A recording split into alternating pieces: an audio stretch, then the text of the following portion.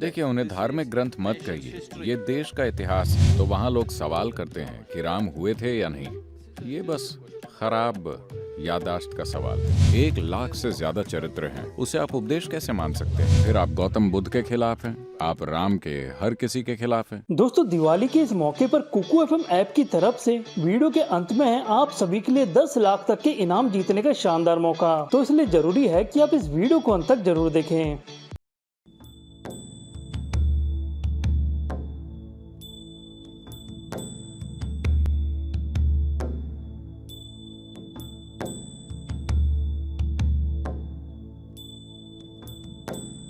मगर आजकल सभी धार्मिक ग्रंथों को उपदेश माना जाता है, तो क्या हमें ये मानना चाहिए कि रामायण महाभारत में भी कहानियाँ गढ़ी गई हैं और उन्हें साहित्य मानने की जगह उपदेश मानना गलत है? मैंने कभी किसी को रामायण और महाभारत को उपदेश मानते नहीं देखा। वो नहीं मान सकते, क्योंकि वो भ्रम से परेशान हो जाएंगे। क्योंकि महाभारत में हर तरह के लोग हैं, बेहतरीन लोग, बुरे से बुरे लोग, इनके बीच हर तरह के स्त्री पुरुष उसमें हैं। 1 लाख से ज्यादा चरित्र हैं, उसे आप उपदेश कैसे मान सकते हैं? आपने कहानी बुनने की बात कही। मैं नहीं जानता कि आपने यूथ एंड ट्रुथ की बायलाइन देखी है या नहीं। ग्रंथों की गंभीरता से नहीं, गपशप करते हुए मजे में। इतिहास में कभी किसी ने ऑफिशियल बातों पर विश्वास नहीं किया। आधिकारिक बातें चाहे जो भी हों, लोगों ने आसपास अपने दोस्तों और रिश्तेदारों से पूछा क्या हुआ। जब 5 लोगों ने 5 चीजें कही तो लोगों ने उस गपशप में से थोड़ी सी सच्चाई निकालने के लिए अपनी बुद्धि का इस्तेमाल किया। मगर लोगों ने हमेशा आधिकारिक बातों से अधिक गपशप पर भरोसा किया है कि नहीं? सिर्फ आज नहीं, हमेशा से। देखिए, पहले तो आप पूछ रहे हैं कि क्या वो वास्तव में हुआ। अगर आप और ज्यादा दक्षिण की ओर जाएंगे तो वहाँ लोग सवाल करते हैं कि राम हुए थे या नहीं। ठीक है, जब पूरा देश हजारों सालों से इस बारे में बातें कर रहा है, मगर अब कोई सवाल करता है कि राम वास्तव में थे या नहीं। एक जगह नहीं, इस पूरी संस्कृति में अगर हर कोई एक ही कहानी की बात करता है, थोड़े बहुत फर्क के साथ। अगर होमर का कहना कि 14,000 घोड़े वहाँ थे, ये साफ तौर पर सच नहीं है। शायद राम थे, मगर जो बाकी चीजें लिखी गई हैं। देखिए, हम आखिरकार भारतीय हैं। हमने शून्य का आविष्कार किया। हमारे पास शून्य का इस्तेमाल करने की खास आजादी है। हम उसकी छूट ले रहे हैं। देखिए, 6-7 हजार साल पहले 100,000 लोग लड़े या 10,000 लोग लड़े, इससे कोई फर्क नहीं पड़ता। इस देश में कहानियों को जिस तरह कहा जाता है, उसमें तथ्य नहीं बल्कि सत्य महत्वपूर्ण होता है। आप एक खास सत्य बाहर लाने की कोशिश करते हैं। उसका तथ्य कि 100,000 लोग लड़े या 10,000 लोग, इससे क्या फर्क पड़ता है? आपको आज उस युद्ध को नहीं संभालना है, वो खत्म हो चुका है। तो महत्वपूर्ण चीज ये है कि मैं उससे क्या सीख सकता हूँ। ठीक है, अगर ये एक प्रश्न चिन्ह है तो हम उसके बारे में आगे बात कर सकते हैं। मेरे ख्याल से यही बात उन्होंने भी कही कि जब आप धार्मिक ग्रंथों को देखते हैं। देखिए, उन्हें धार्मिक ग्रंथ मत कहिए। ये देश का इतिहास है। तो मान लीजिए कि आप किसी और साहित्यिक ग्रंथ को देखते हैं, तो आप उससे कुछ सीखते हैं। साहित्य अलग चीज है, इतिहास अलग। साहित्य काल्पनिक हो सकता है।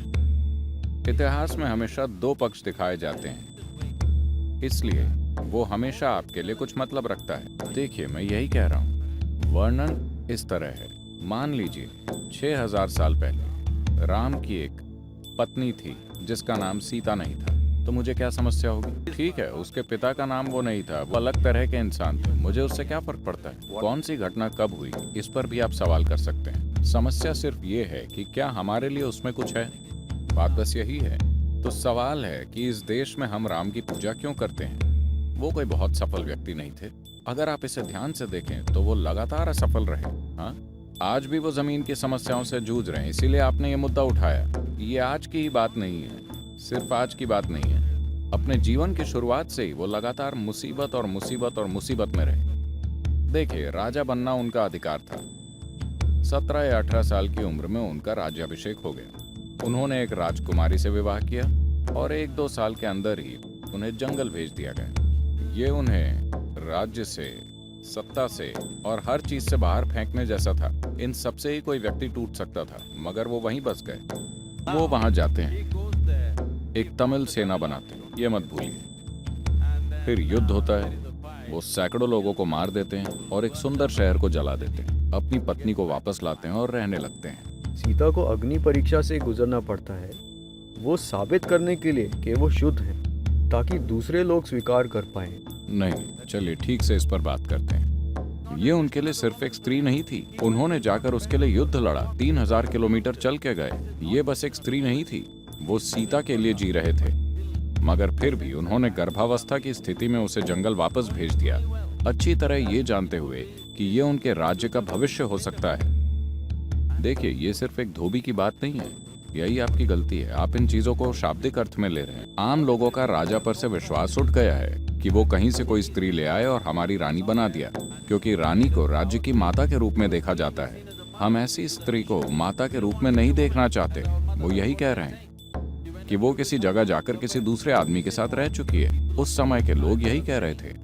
तो अगर राजा कहता, मुझे कोई परवाह नहीं है कि आप क्या सोचते हैं, मैं अपनी पत्नी से प्रेम करता हूं और उसे अपने साथ रखूंगा, तो वो एक अच्छा राजा, अच्छा प्रशासक नहीं होता। तो उन्होंने अपनी प्रजा को उस स्त्री से ऊपर रखा जिसे वो बहुत बहुत ज्यादा प्रेम करते थे, और वो गर्भवती भी थी। ये उनके लिए छोटी बात नहीं थी, उनके लिए पूरी दुनिया थी, मगर फिर भी उन्होंने उसे जंगल भेज दिया। इसे नमन किया जाना चाहिए। आप राम के हर किसी के खिलाफ हैं, मगर आपको सही संदर्भ में इसे समझना चाहिए कि अगर ये स्त्री उनके लिए कोई मायने नहीं रखती तो वो उसके लिए श्रीलंका तक नहीं जाते, लड़ाई लड़कर उसे वापस नहीं लाते। वो चाहते तो अहंकार में 100 पत्नियां रख सकते थे, मगर वो इस स्त्री के लिए गए जो उनके लिए इतना मायने रखती थी। आपको उनके कहे शब्दों पर ध्यान देना चाहिए। आपको देखना चाहिए कि उन्होंने सीता के बारे में क्या कहा, वो उनके लिए क्या मायने रखती थी। आप वही जानते हैं जो आपने पढ़ा है, आप उनके जीवन के बारे में और कुछ नहीं जानते न मैं ना। तो जो आपने पढ़ा है उसमें कहीं नहीं कहा गया है कि वो असुरक्षा के शिकार थे, कहीं ये नहीं कहा गया कि वो अपने अहंकार की वजह से गए।